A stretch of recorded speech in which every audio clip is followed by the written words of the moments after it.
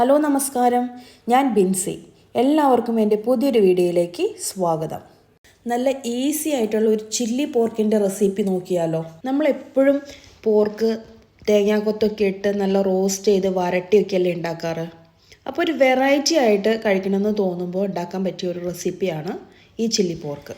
ഞാനിവിടെ ഏകദേശം 1.5 kilo pork ചെറുതായിട്ട് നുറുക്കിയത് കഴുകി റെഡിയാക്കി വെച്ചിട്ടുണ്ട്. അതിലേക്ക് ഇഞ്ചി വെളുത്തുള്ളി ചതച്ചത്, മഞ്ഞൾപ്പൊടി, മുളക് പൊടി, ഒരു 5-6 പച്ചമുളക്, കുരുമുളക് പൊടി, പെരുംജീരകം പൊടിച്ചത്, ആവശ്യത്തിന് ഉപ്പ്, ഒരു വലിയ സവോള ചോപ്പ് ചെയ്തത്, കുറച്ച് കറിവേപ്പില, ഇത്രയും ഇട്ട് നന്നായിട്ട് തിരുമ്മി ഒരു അരമണിക്കൂർ പിടിക്കാനായിട്ട് മാറ്റി വയ്ക്കാം. അരമണിക്കൂറിന് ശേഷം ഒട്ടും വെള്ളം ഒഴിക്കാതെ നമുക്കിത് അടച്ച് വെച്ച് വേവിച്ചെടുക്കാം. ഇവിടെ പോർക്ക് നന്നായിട്ട് വെന്ത് വന്നിട്ടുണ്ട്. ഒട്ടും വെള്ളം ഒഴിക്കാതെ തന്നെ ഇതിനകത്ത് കുറച്ച് വെള്ളം ഉണ്ട്. ഇനി ഇത് നമുക്ക് മൂടി തുറന്ന് വെച്ച് അതിൻ്റെ ഫുൾ വെള്ളം വറ്റിച്ചെടുക്കാം. ഇനി ഒരു കടായിൽ ഒരു 3-4 ടേബിൾ സ്പൂൺ വെജിറ്റബിൾ ഓയിൽ ഒഴിച്ചു കൊടുക്കാം. അതിലേക്ക് ഇഞ്ചി വെളുത്തുള്ളി ചോപ്പ് ചെയ്തത് ഇട്ട് കൊടുക്കാം. ആദ്യമേ അതൊന്ന് വാടി വരുമ്പോൾ അതിലേക്ക് ഞാനൊരു 2 വലിയ സവോള നീളത്തിൽ മുറുക്കിയത് ഇട്ട് കൊടുക്കുന്നുണ്ട്. ഒരുപാട് വഴറ്റേണ്ട ആവശ്യമില്ല.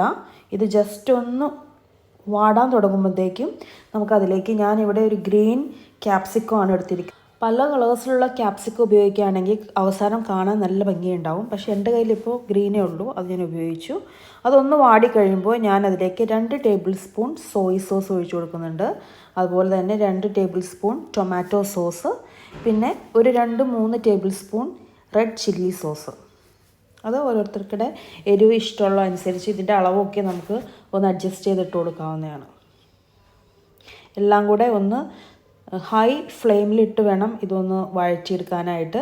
അതിൻ്റെ ഒരു പച്ച മണം മാറിക്കഴിയുമ്പോൾ നമുക്കതിലേക്ക് വേവിച്ച് വെച്ചിരിക്കുന്ന പോർക്ക് ഇട്ട് കൊടുക്കാം.